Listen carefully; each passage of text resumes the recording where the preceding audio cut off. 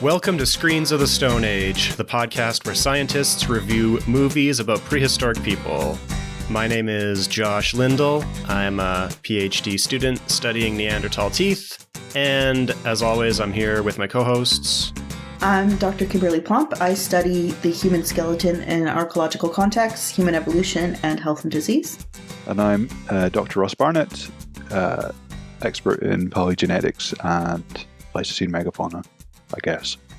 You guess. Merry Christmas, everybody. Today we're doing a Christmas episode. So as it turns out, there's not a lot of overlap between Christmas movies and Stone Age movies, so we're stretching the theme a little bit here. But I see a gap in the market. We should... Exactly. Yeah. Maybe we'll be big enough someday that we can pitch our own Screens of the Stone Age Christmas movie. A merry Stone Age Christmas. So today we're taking a look at a movie called Rare Exports. Sometime I've seen it titled Rare Exports, A Christmas Tale from 2010. Let's just jump into it. Who wants to summarize this movie? I could try. I mean, it's not very easy to summarize. No, it's really not. I could give it a shot. So, our film takes place at the Finnish-Russian border, kind of near the Arctic Circle. The opening shots are a very kind of nefarious-seeming mining company, I think, although it seems like they're talking about mining because they're talking about drilling, but it's maybe archaeology. We're not quite sure at this stage. And the owner of the company is asking for updates on the progress of their dig. And in their dig, they've drilled through a layer of sawdust, which is a surprise, considering they're drilling through a mountainside. And this seems to excite the owner. This is what he's looking for. And he says that in the old times, they used to preserve ice by covering it in sawdust. And that gives us a clue as to what it is that's actually going on. And then while this is happening, it cuts to two young Finnish boys who are kind of spying on what's happening at the mine and getting all sorts of ideas about what it is they could be looking for. And these two boys are called Juuso and Pitari, I think I'm pronouncing that correctly. And they disappear after spying on the mine and go back to their kind of local village, where it turns out that their family seem to be reindeer herders, which is quite a kind of typical high Arctic occupation for people out there. And we observe Pitari's dad baiting and setting up a wolf trap, which is like a classic kind of spiky sticks covered in a deceptively placed branches so that they would fall in, and also working in his workshop come slaughterhouse, which is next to his house. And it seems to be that things are a bit weird. Pitari seems to be obsessed with the idea that Santa is not like the Coca-Cola version, but he's a much more primal, a much darker, a much more kind of pagan entity. And he has a whole bunch of books which he reads through, which has all sorts of interesting illustrations of Santa boiling kids alive and thrashing them and all sorts of darkness. And Pitari seems to be quite scared of the idea of Santa, and so he stays up looking out of his window. He's always looking out for footsteps in the snow, which could be Santa, and he seems to find them just after they've come back from visiting the mine. From there, he gets kind of increasingly more worried. They go back to set up their reindeer herding station. They set it up with an electrified fence, which is very obviously going to be an important part of the film later on. But none of the reindeer come back. They seem to. They only get two reindeer come back to their pen. They go out to look for them, and they find that just beside the fenced off access point to the mine, there's like a whole herd of reindeer have been slaughtered. And Pitari finds there's the same footprints that he saw outside his house beside some of the reindeer. And this is terrible because, you know, these reindeer are these guys' livelihood. They have a substantial dollar value attached to them. It's worked out that they, through the loss of these reindeer, through their death, they're out $82,000, which is a heck of a lot of money. And so they get really incensed and they decide to storm the mine. They think that the miners themselves have encouraged wolves through their blasting activities. They've encouraged wolves to come down from the mountain and eat their reindeer. So they go up there and they can't find anything. Things are kind of deserted and weird, and they can't find anyone to blame. So they just come back again. And then, God, it's so confusing, this film. They kind of just go back to sleep. And then the next day, they find that somebody has... Which is Christmas Eve. Yes, on Christmas Eve, sorry. There's a countdown to Christmas. And on Christmas Eve, they get up and they see that somebody has fallen into the wolf pit that Pitari's dad set up. And so they hoik him out. Pitari's dad gets his friend to come around and help. They think he's dead, and that's going to get them into a whole bunch of trouble because wolf pits are illegal. They decide the most obvious thing to do is to just cut this guy up and get rid of him. I mean, these Finnish characters are hard as nails. These are not beat individuals. These are rugged frontiersmen, as you'd have to be in that part of the world, I guess. So they decided to just chop him up using the dad's slaughterhouse. But as they're starting to do that, the guy that was in the pit comes to life again, and this is a surprise to them. Pitari is upset. He thinks that this could be Santa. They generally come round to the idea that this kind of undead individual is Santa Claus. He seems to be able to smell children. He doesn't like the smell of gingerbread, which they have round about. He acts in a very weird way. And he has glowing yellow eyes. He's got yellow eyes, yeah. It has like that glow. An eye shine. Mm-hmm. He bites one of the men when he's kind of checking him out. And then from there, things kind of move rapidly. So, I don't know, everyone want to jump in and kind of take over the thread, because I kind of started to lose it at about this point. Yeah. Well, I had to Google stuff after the movie because there was parts that I didn't quite get. So they decide that the men just, for some reason, I think just because of all the weird paranormal stuff happening, they decide that he is Santa, or at least in the least, he is what the miners were looking for. And so then they decide that their best bet to reclaim their money is to sell this Santa figure back to the miners, or the guy in charge of the mining, for $82,000 so they can recoup their losses for the reindeer. And so they put this man in a Santa suit and a cage, and he's a frail old white man with a long white beard and long white hair.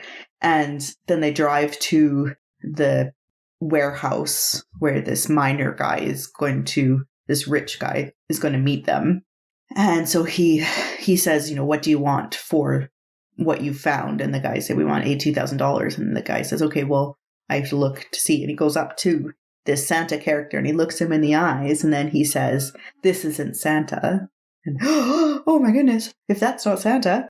And then he's like, this is one of his helpers. And then they're like, oh my God, that means he's an elf. And then very quickly that man gets killed by an axe in the head. And then chaos ensues as there's many old white bearded men naked running around the woods who are Santa's elves, and they seem to be quite evil, and their goal is to protect Santa. And then they realize that Santa is actually being kept in that big warehouse labeled 24 so it's the advent calendar door number 24. So they open the door and they go through, and there's this huge ice frozen thing with these huge scary horns coming out of it. So the idea is that Santa frozen still. And the elves have stolen all of the stoves and heaters and blow dryers from this village, which was brought up earlier, but it was just more of a confusing what's going on. Why is all these weird things being stolen from every house in the village? And they've set it up so that they can defrost Santa. So Santa's slowly being defrosted. So the men realize that this is going to be a bad thing if Santa gets defrosted. So they start to destroy all the heaters while also trying to keep all of the crazy elves out. And they find all the missing children of the village in sacks, including Yuzo, in sacks around Santa. So that would be Santa's offering for when he gets unfrozen, is all the naughty children. And so they realize that the only way that the elves have to either both protect Santa and also get the children. So they realize the only way to save themselves is to take the children somewhere else so that to lure the elves away. So there's only one problem happening at a time. They don't have to deal with the elves and defrosting Santa. And so they put all the kids in sacks still. At no point in time have they tried to rescue the children out of the sacks. They put all the kids in the sacks in this helicopter. Except for Yuso. They let Yuso out of the sack, but then they put him back in the sack. Yes, because his dad is there. So they let Yuso in, but then they have to put him back in the sack. And they take a helicopter. What's it called? It's like a hamper underneath the helicopter. I don't know. Like an even bigger sack, essentially. Like an even bigger sack. They put the sacks of children in, and then they fly the sack of children over to the reindeer corral that was empty. And so the elves chase that through the woods, and they end up corralling all of the elves into this electrified reindeer corral. And the Pietari is proving himself to be quite the little hero, because the only way to turn the electricity on to keep the elves in is for him to actually jump down into the corral himself, turn the electricity on, and sacrifice himself to save the rest of the world. And so he does that very bravely. But then just as he's about to get eaten by all the elves, his dad and the other men left behind have, for some reason, taken the time to saw off Santa's horns, which I don't get. And then just a trophy, probably worth something. They're looking for money, I guess, but I mean, that's pretty valuable time at this point. They fill the ice full of explosives and then blow Santa up. So then as soon as Santa's dead, the elves no longer have a master to serve, so they just kind of stop, because there's no point in killing anybody anymore. And then the best part is that after this, Santa's dead, everything is fine. And they realize that they still have no reindeer, they still have no money, but now they have this pen of elderly, naked elves. And so what they do is they train the elves to be mall Santas. So they train them how to be loving and kind to children, how to give them presents, how to be sweet, and then ship them off to various places around the world to sell them at $82,000 a piece. To malls so that they can be mall Santas. So it goes weirdly into this weird human slavery thing. And that's supposed to be a happy ending, because then they make a ton of money. Yeah, it also has way more crotch shots of elderly bearded men than I anticipated for this kind of film. Yeah. So the weird kind of ending where they kind of shower down all these elves and then or try to trade them. I mean, yeah, it's a crazy film. It was a crazy film. But when I looked it up, and it's actually really quite smart. So the Finnish myth of Santa Claus, so it starts with, they have their own Santa Claus, which is called Joulupuki. Joulupuki is a figure in Finnish folklore that helped shape modern day versions of Santa Claus, and he has the face of the skull. His head is a goat skull, and so he isn't quite as nice and cuddly as our Santa Claus. He's a bit, more of a Krampus type figure, good and bad. So he does he disappears the naughty children. And what I couldn't figure out when I was watching the movie is how Pietri went from they've exploded the mountain to they're releasing Santa Claus. And that is because this mountain is the Korvetunturi mountain, which is real. And that's actually where the Finnish base of Santa, the myth is that Santa lives in that mountain. And it's called the Ear Mountain, and that it's shaped in a way so that Santa can hear all the wishes of the children. Oh. So that's where this whole idea of them opening up the mountain is them releasing Santa. And then the myth, which I think is only the myth in the movie, it's not an actual myth, is that the Sami people, who are the indigenous people of Finland, northern Norway, and in that area, they lured in the bad Santa into a frozen river or lake where he froze. And then once he was frozen, they put him in the mountain and kind of encased him there to be trapped forever. And it was this man that wanted to find Santa for some reason opened it up to let him out. So I don't know where Pietri came with that connection, why he didn't think Santa would be good. But that seems to be it. So there is actually some basis in Finnish lore for this movie and where it comes from, which I quite appreciated. I thought that was really cool. It was a crazy movie. There was definitely parts, at least 3 or 4 times during the movie, that I was like, what the fuck am I watching? right? But it was Yeah. entertaining the entire time, and you wanted to see what was going to happen next. Did either of you grow up with any traditions like this that, like, other than Santa Claus?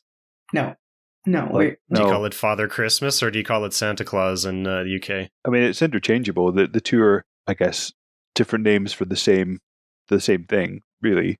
But no, I mean, it's all very saccharine, and we don't have a Krampus or anything like that over here. It's very, very tame. Yeah, Krampus is terrifying. So I grew up with Santa Claus, of course. Santa Claus brought my presents, but my family is also Icelandic, so we also grew up with at least the stories of the traditional Icelandic Christmas. Do you guys know the Icelandic Santa Claus equivalent? Sort of. I Just read from all our about friend a Una. bunch of Santa myths last night. It's super interesting. But yeah, you tell the Icelandic one. About the Yule lads. Yeah, that's cool. Yeah, the Yule lads, Grela and the Yule lads. Mhm. So this is a story I was very familiar with as a kid, but I didn't believe it in the same way I believe Santa, because Santa actually brought us presents, but the Yule lads, I never got any presents in my shoe, or any rotten potatoes in my shoe, which is what the Yule lads are supposed to do. So Grela is like a giant Christmas witch, kind of, who's supposed to live in some mountain or some cave in Iceland. And she's got 13 children called the Yule lads. And Grela, like the Joulupuki, eats children. That's her favorite thing. So just like Santa everywhere, she can tell the good children from the naughty children. And unlike the Coca-Cola Santa, and like Joulupuki, she likes to eat the naughty children. The stakes are much higher. Yeah. And then her 13 sons, the Yule lads, are just mischievous, and each one of them has a personality trait, a name that goes along with its personality trait. So they have names that translate to things like bowl licker, who just goes around licking bowls, and door slammer, sausage stealer, doorway sniffer. So each one of them has a strange little personality quirk, which is what it's named after. And so they just run around causing trouble. And on Christmas Eve, if the children have been good and they've left their shoes on the windowsill, which is apparently where they're supposed to leave their shoes, they will leave presents in children's shoes. But if the children have been bad, they'll leave rotten potatoes in their shoes. There's also a part of this which I never knew as a kid, which I don't know if it traveled from Iceland to Canada. But there's also a Yule cat, Grela's cat, which I've heard about since in pop culture, but not in my own family traditions. So the Yule cat is apparently a giant cat that lurks the countryside in Iceland, and it eats people who are not wearing their new Christmas clothes. And so apparently this was a story that was told by farmers to get their farmhands to finish shearing the sheep before Christmas so that they could make new clothes out of the wool. And so if you didn't work hard enough and you didn't finish shearing all the sheep before Christmas, then you ran the risk of getting eaten by this giant Christmas cat. It's the Yule cat terrifying. is actually in the Christmas Chronicles films, which have come out in the past couple of years. I think we watched them last Christmas. The ones with Kurt Russell and Goldie Hawn has the Yule cat in it, bizarrely. I found a list last night. I can't seem to find it now, about like the 9 scariest Christmas traditions and Christmas myths, and they're terrifying. Like the Welsh one's pretty scary too. With the what's the Welsh one? There's a horse. Mary Lloyd. Some people dress up with a horse skeleton head and then come and visit homes.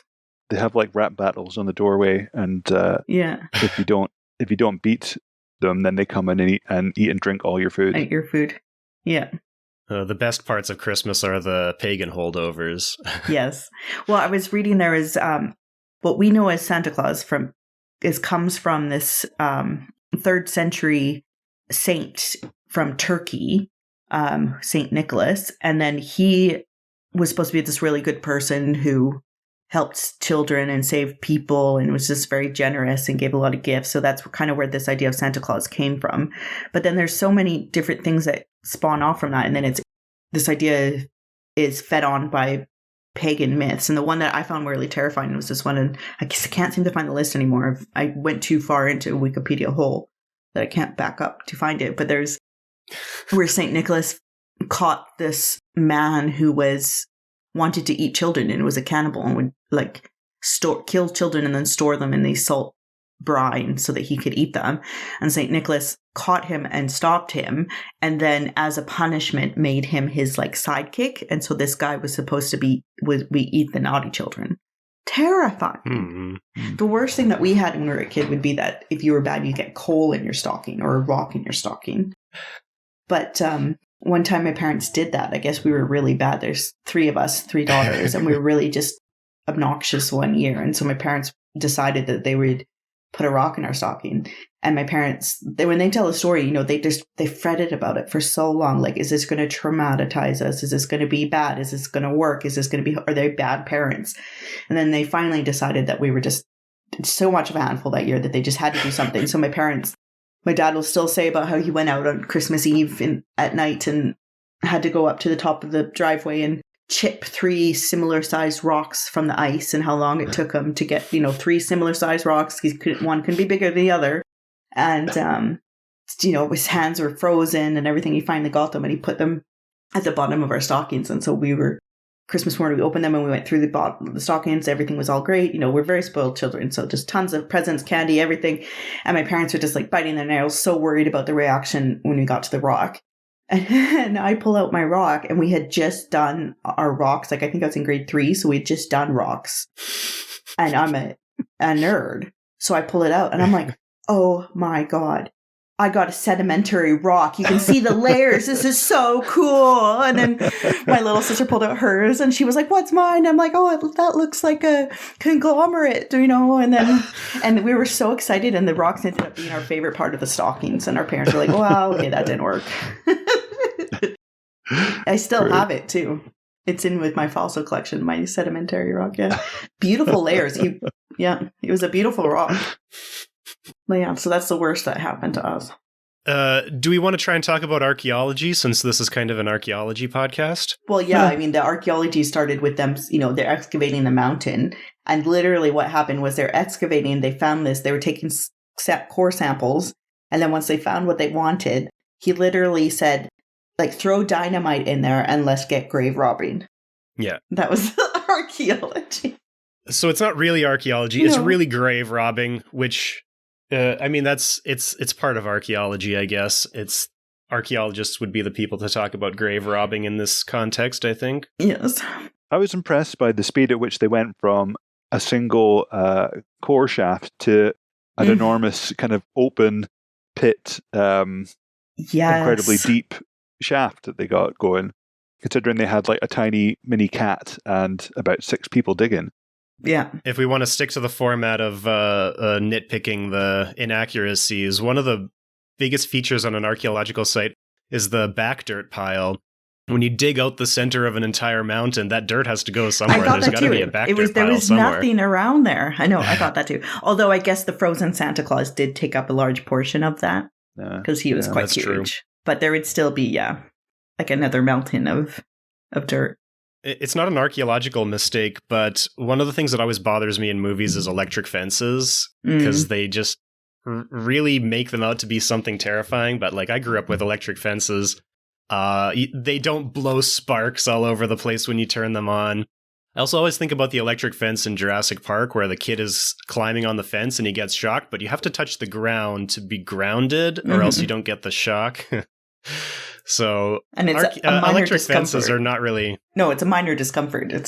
It also seemed like a very small pen for a herd of reindeer that they would be making $82,000 for $84,000 worth of reindeer.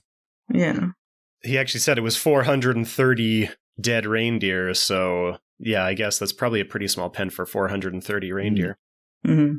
Yeah, I don't know. I think if I was Pietri's father, I mean, I guess he ended up being right this whole time, but he should definitely be on some anti-anxiety medication or talking to someone, because to go from there's people up in the mountain to like not sleeping because you have to be on guard because Santa's going to come and eat you, that's a huge jump. I was an anxious child and I wouldn't have even made that jump.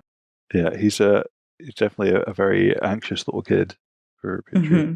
But he was right, which is, I honestly, that's going to make everything worse, because now he's just going to assume that all of his nightmares are going to be correct. Yeah, I don't know. I don't really know what to say about this movie. There's not much. I enjoy that there was some grounding in history and myth in it. What I liked, I mean, it was crazy all the way through, but what I liked was crazy. Yeah. It had its own it kind of hinted at its own kind of internal consistency, and didn't bother to explain some of it. So like the Santa elf, the first one they find that had fallen into their wolf trap, he had a passport on him and a wallet, yes. which seemed to suggest that the elf started off as normal people and then somehow got turned into elves, but that's never explained. They said he was born in 1952 or whatever, which would even make him appropriate age, right? The passport came from the only other guy with a speaking role that was involved in the excavation. There was the rich eccentric guy Riley, and then there was the other guy Brian Greene. They don't actually say his name, but it was his passport. Oh, right. So it's because Santa had killed everybody. For some reason, he ended up with Brian Greene's wallet and passport on him. Right. Okay. And so because he was about the right age, was an old white guy, they made the connection that this Santa was Brian Greene, but Brian Greene was I was a little confused because Brian Greene had a English accent, but it was an American passport. Yeah. And also, I'm not sure, Riley himself had a Scandinavian accent, but he didn't speak Finnish in the movie, so I'm not sure who if there was supposed to be a British company or an American company, but like you say, they don't explain anything, and it's kind of better that they just you don't need to know this, right? Yeah. Well, it kind of seemed like we knew as much as the reindeer herders. Yeah. Mm-hmm. Right. And they just called them American. So it was quite nice. I liked hearing Finnish all through the film. I mean, Finnish is a very interesting language, and it was cool to have these characters speaking it all the way through.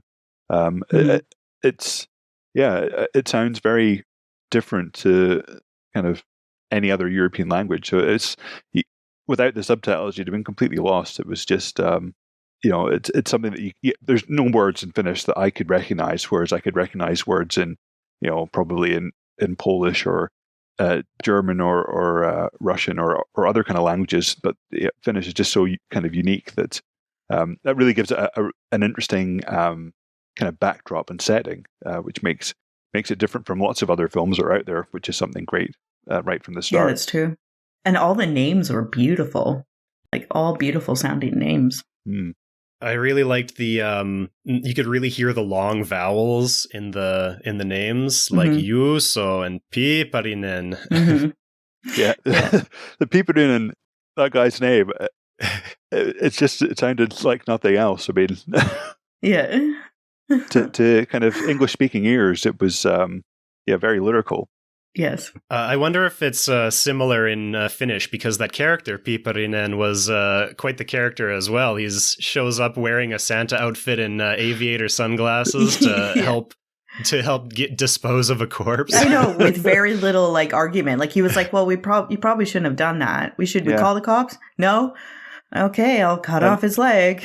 And he knows it how also to fly turns a out he's a helicopter. pilot. Yeah. Yes.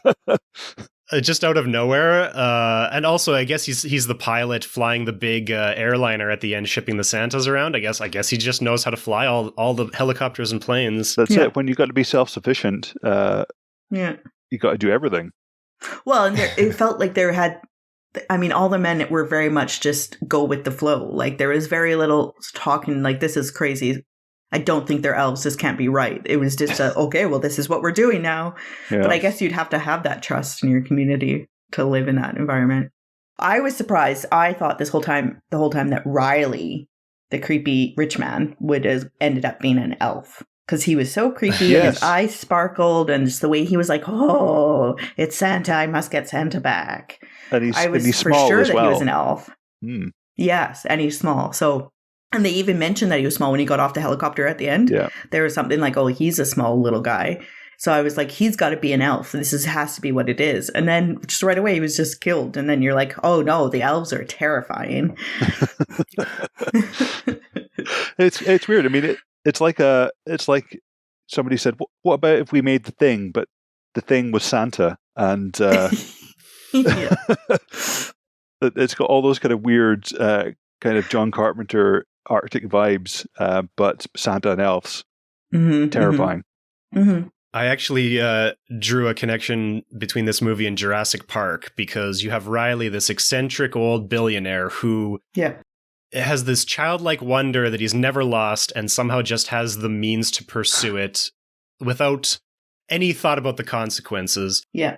And so in Jurassic Park, it's an old guy who just still loves dinosaurs and has the money to do it. In this movie, it's just even more on the nose because he's just an old kid who just wants to find Santa Claus. I know, but why if he's so evil? Well, and it's also with the opening scene with them in the trailer too, and the excavator, saying, "I'm doing what you're doing," and then the guy being like, "Well, I'll give you whatever money as long as I get to play my game." That was very Jurassic Park too. That's what I thought is. They're playing on that. Spared no expense. Yeah.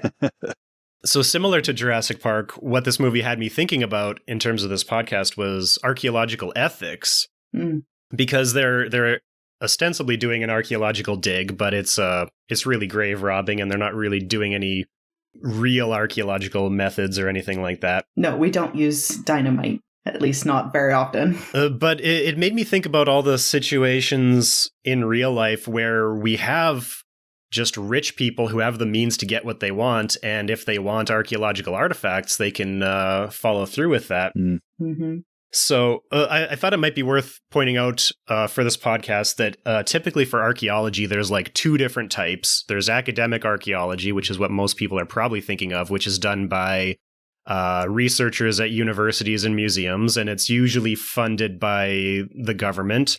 And then on the other hand, you have, in North America, we call it cultural resource management, but in the UK, I think you call it heritage archaeology or heritage sector or something like that. And so this is archaeology that's done by private companies before development. Yeah. So most countries, you have to legally pay to do an archaeological assessment before you do construction of big projects. And you would hire a private archaeology company to do that. These are the two main ways that archaeology is done.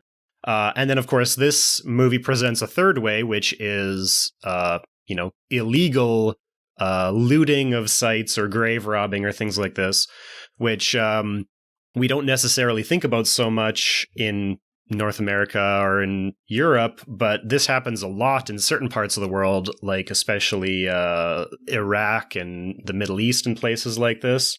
And I was trying to think about if I could think of any reputable archaeological excavations or maybe paleontological, like in Jurassic Park, that are just privately funded by independently wealthy donors, either through their own goodwill or through the actual desire for the artifacts or remains themselves. Can you guys think of anything like that? Well, wasn't the excavation of Richard III brought on by a woman who thought she had some cosmic connection? There's a documentary about her. So she funded and organized the excavation, but it wasn't for scientific reasons. It's because she thought she had some kind of cosmic relationship with Richard III. And she had figured out, based on things, that that's probably where he was. And then that excavation started because of that. So I'm not sure who funded it, but she, at least in this documentary, was highly involved in it, but not for any scientific reasons or historical reasons, just because she felt a strong connection. When was that? When did that happen?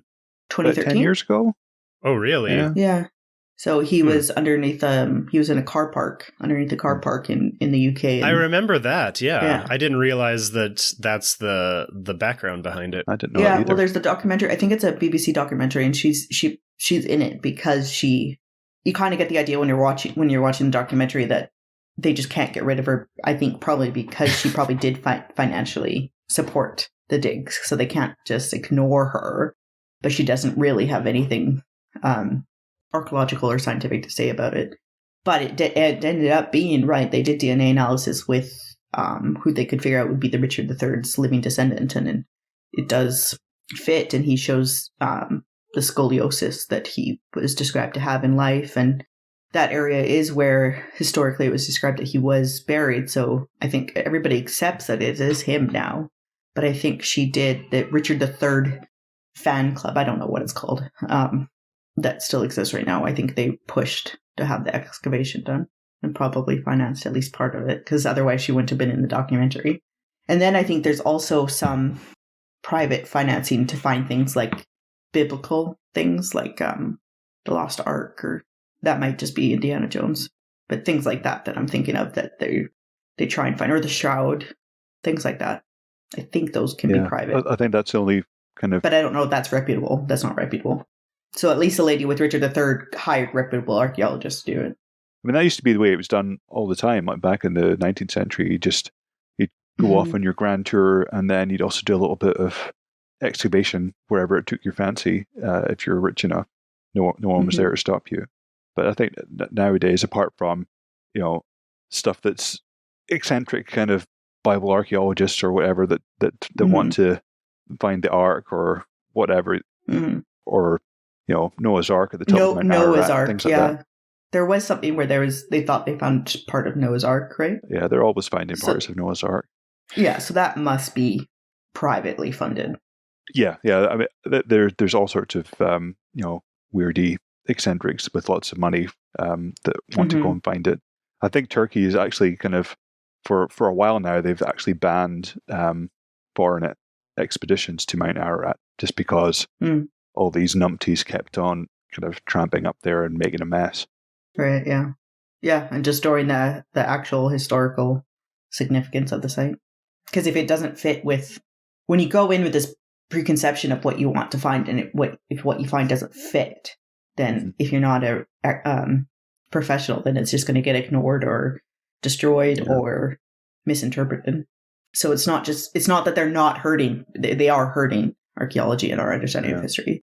I can't, off the top of my head, think of any kind of privately funded paleo kind of excavations either. No, I don't know about paleo because I don't think there's the personal things mixed up with it, right? I mean, there are certainly kind of commercial operations. So, when you think of like ivory miners in Siberia, the guys that go out every summer during the thaw to find tusks and bones and take them back for sale, or the kind of trawling operations in the North Sea where they take up bones that have come out of the submerged plain that's underneath the North Sea, put them up for sale, or even things like the gold miners in the Yukon and in Alaska that remove the kind of Pleistocene overburden from the gold gravels and then sell the fossils they find there as well.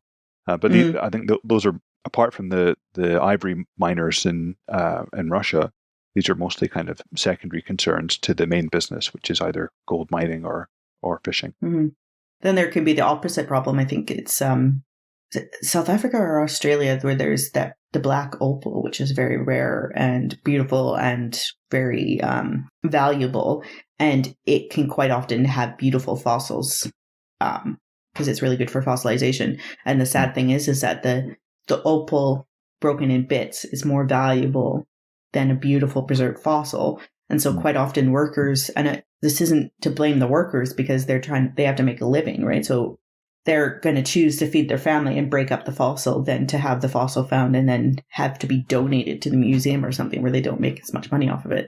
And so a lot of beautiful things ended up getting broken because it's worth more. Kim, that story reminds me of the possibly apocryphal tales of when fossil hunting in places where they employ like local workers, and you have the case where they're paying them by the fossil, and then they're finding that actually these guys were getting amazingly complete specimens and breaking them up because they were worth more as 6 small bits than one complete. One big bit, yeah.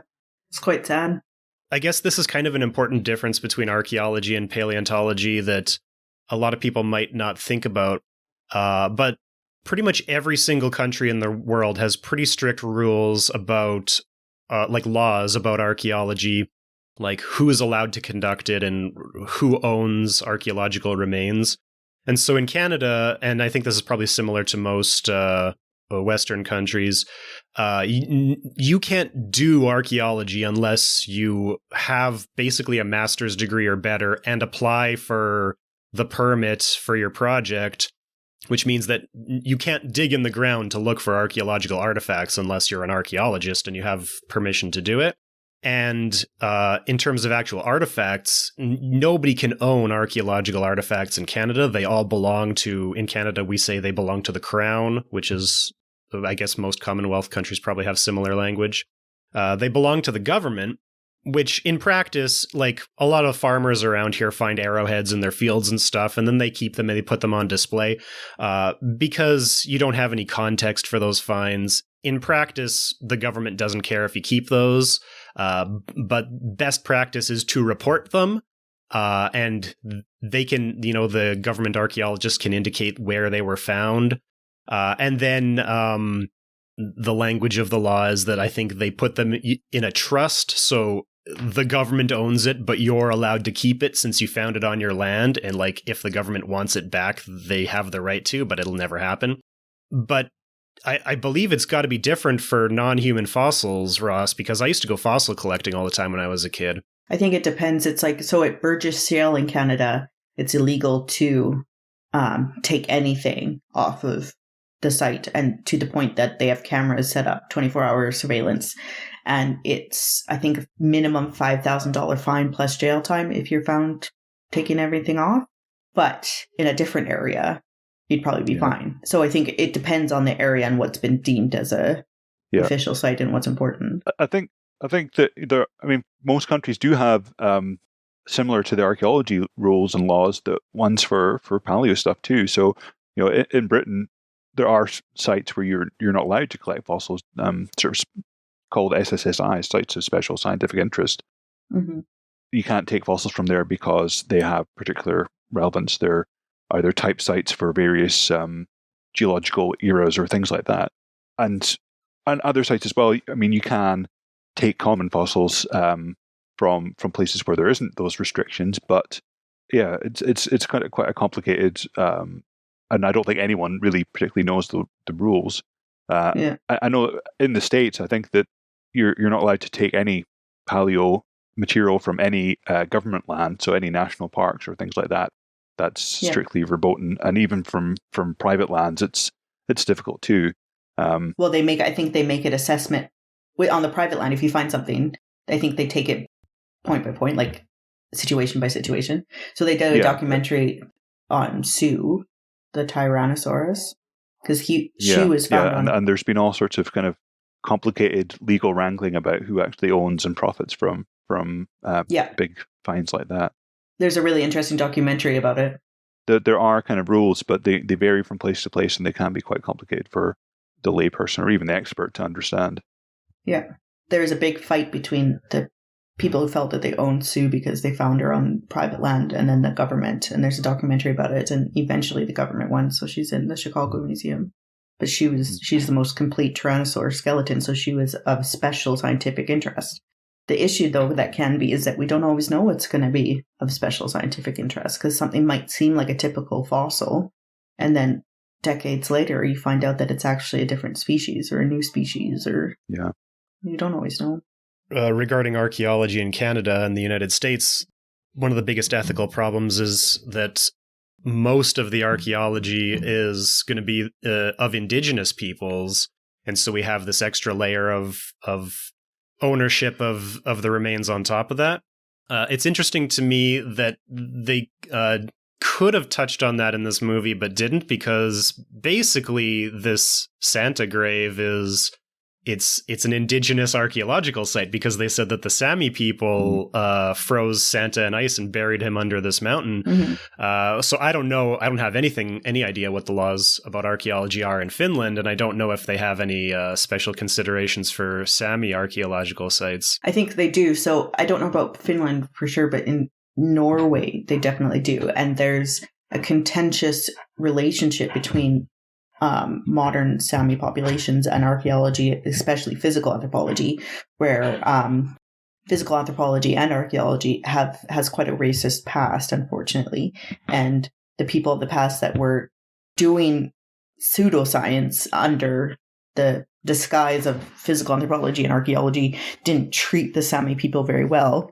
And so you have to be very careful in doing archaeology or physical anthropology in that region. I looked for my Viking project. I was looking at crania of people from Viking Age Norway, and I had to make it very clear in my ethics application that I would in no way not only look at Sami remains, but also any that even could be mistakenly identified as not Sami when they could be Sami. So I had to just stay clear of anything of that area or time period, because it's just a no-go because they've been treated so poorly, which is fair enough. I mean, there's a lot of bad blood there's a lot of mistrust now, unfortunately. So I don't think it would be very easy to do archaeological work there without involvement of the indigenous communities. So I think we can safely say that in this movie, Riley and his company, who are excavating Santa Claus here, it's probably illegal and unethical in multiple different ways to be excavating Santa here. So they're definitely on the naughty list. Yeah, especially a mountain that is involved in folklore. So it's a liminal space. It's not just any random area. It's a liminal space that means something to the history of the land. So I don't think they would have been able to. Not only that, because I think this mountain, Korva Tuntir, I believe this is where Finnish children address their letters to Santa Claus. So it's not like you could, even if they were a mining or petrochemical company or something, it's not like you can just go drill at the top of this mountain. No, yeah. So when Finnish children write Santa, they put that. No wonder the elves kill them all then. Yeah. So we can't really think of any eccentric billionaires in real life that just go fund their own archaeological digs, but if Elon Musk turned his look inward instead of outward, he would totally. Oh, don't give him any ideas. No, it'll ruin that as well. Oh, it would be terrible. But the one thing I was thinking about is the whole Hobby Lobby smuggling controversy. Are you familiar with that one? Yeah. No. So Hobby Lobby is an American craft store chain. Run by evangelical arseholes. Yes. Yeah. Run by evangelical Christians who also run the Museum of the Bible, I think it's called, which opened, I believe it's actually open within the last 10 years in Washington or something like that. And so the whole controversy is that for some reason Hobby Lobby was importing artifacts from Iraq, cuneiform tablets and bullae. Cuneiform is this ancient writing system that was written on clay tablets. So they were importing these things in, but they were coming from Iraq, but the customs forms said that they were coming from Turkey and Israel. And instead of being labeled as archaeological artifacts, they were labeled as clay tile samples. So clearly something shady was going on. And these got intercepted at customs in the United States, and they went through this whole trial. And then I think in 2017 or 2018, they agreed to return all of these. It was like 4,500 artifacts or something like this, and pay a fine of $3 million. I think they spent about $1.5 million to buy these artifacts in the first place. And so a lot of the controversy here is that, of course, this wasn't an eccentric billionaire or a rich American company actually going into Iraq to excavate. It's that they were buying these on, I don't know if they were on legal art auction markets or if they were like semi-legal, but the problem is that they all originated in Iraq, which of course is a war-torn country where, it has 5,000 years of archaeological history. It has, I've heard, thousands of ancient cities, and only a small fraction of them have actually been excavated archaeologically. But all the local people, all the people who are involved in looting, know where to find these things, and they loot them for artifacts, and they slip through Iraq's southern border, which is not very well controlled, as I understand it. And then they go to different places in the Middle East and get exported from there. And so the reason, Hobby Lobby bought all these artifacts because it wanted to display them in its Museum of the Bible because they wanted to draw this connection between real-world archaeology and the Bible to try and support its historicity, which is sadder than a rich guy trying to find Santa Claus, I think. Yeah. Yeah. I mean, I don't think we don't have Hobby Lobby in the UK, but I've heard about it, just on the news and being kind of plugged into archaeological stories. And, what really pisses me off is the kind of massive hypocrisy of these guys. Because, before this controversy came on, there was other Hobby Lobby controversies about how they treated their staff and how they kind of were basically lobbying for Christian government, essentially. And so, to then find out these guys have been illegally buying stolen antiquities and not declaring them properly for their kind of fake museum just really gets up my nose. It's, Yeah. I'm sure my bias is here, but anytime someone claims to be evangelical, scratch the surface and you'll find a massive hypocrite. I mean, that's the way it seems to be. Yeah, I agree. And I've yet to be proved wrong on that, I think. Yeah. Listening to that story, it does sound familiar, but I think I thought it was an Onion article. It's getting to the stage where it's hard to tell the difference, isn't it? Yeah, because I remember laughing at it, because that seems absurd. Well, it gets even more absurd. They have more archaeological controversies as well, because in their Museum of the Bible, unrelated to this particular smuggling controversy, they also had 16 fragments of Dead Sea Scrolls. Yeah. Oh my goodness. At some point, they realized that at least 5 of them were fake, and I believe that at this point, they've discovered that all of them are fake. Good. And they also had on display a lunar Bible. It was supposed to be a Bible that was carried on the moon by an astronaut, which apparently is a real thing. There is a small handful of Bibles that exist that were carried on the moon by astronauts. But it turns out that the one that they had on display was fake. And so both these Dead Sea Scrolls and the lunar Bible, they took them off display when they realized they were fake. Because that matters. Great. Yeah. But with these and with their smuggling of these Iraqi artifacts, it seems like they're not interested in education or history primarily. They're interested in that as an afterthought to support an ideology. Yeah. It's the sad thing about it. It should be, the actual historical context of the artifact should be the most interesting up front, and then build the ideology on the facts instead of twisting the facts to fit an ideology, right? Yeah. Yes. Wow. And it's all just it's all just window dressing for them to proselytize. So that's all they want. The kind of argument from authority that they want the authority of archaeology to play into their story, and that's not really how it works or how it should work. No. So why would they take a Bible to? I mean, I guess I understand if an astronaut is religious and wants the comfort of their Bible, that's fine. But was it some kind of stunt or something? Doesn't going to the moon kind of undo the idea of a god in the sky? Or did they want his autograph? Did they think, what's... I don't know. That would be interesting to know the logic behind that. Going back to the fossils and the illegal taking of fossils, there's a book called The Dinosaur Artist by Paige Williams. Ross, you would really like it. It's a really good book. I suggest reading it. It was so good that I lost it in my travels halfway through reading it, and I had to buy another copy because I couldn't just leave it. I had to see it through.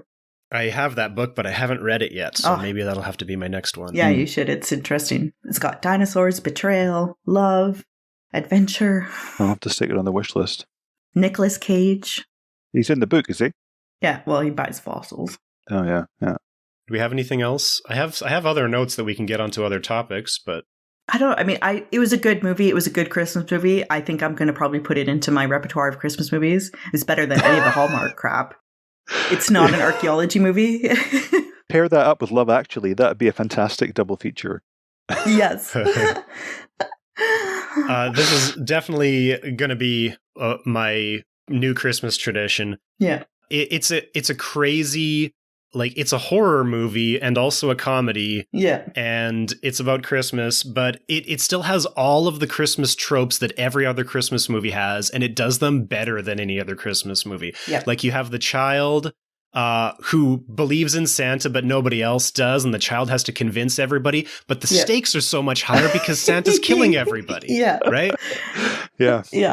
It also has a surprisingly touching story between a father and son with a dead mother. And like the performance from the father and son, like, he's a very stoic, Northern European reindeer herder, slaughterer. So he doesn't say a lot, but his performance conveys so much emotion, even though he's supposed to be this big, strong man. And trying so hard.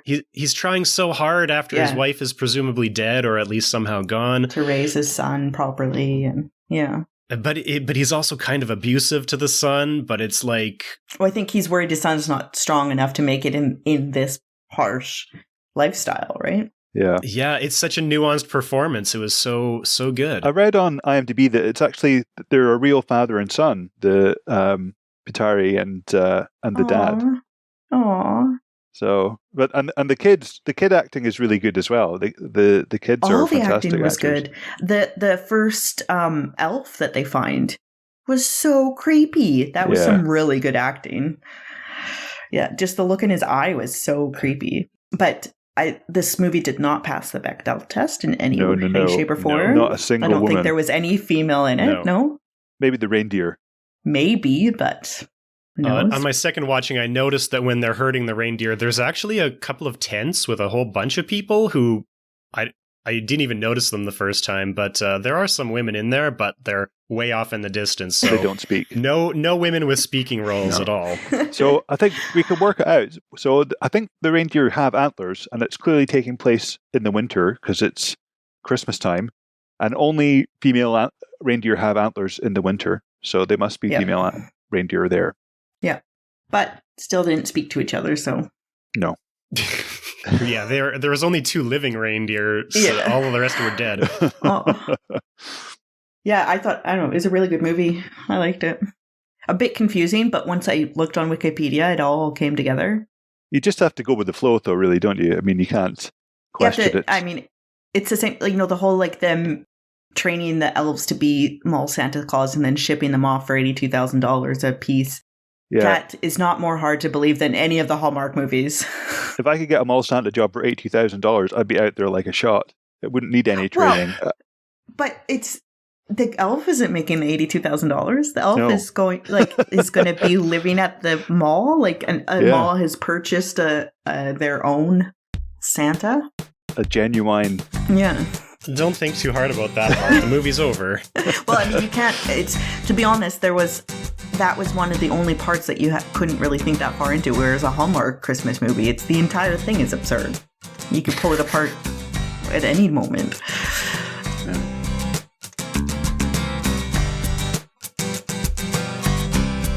If you've been enjoying Screens of the Stone Age, get in touch with us.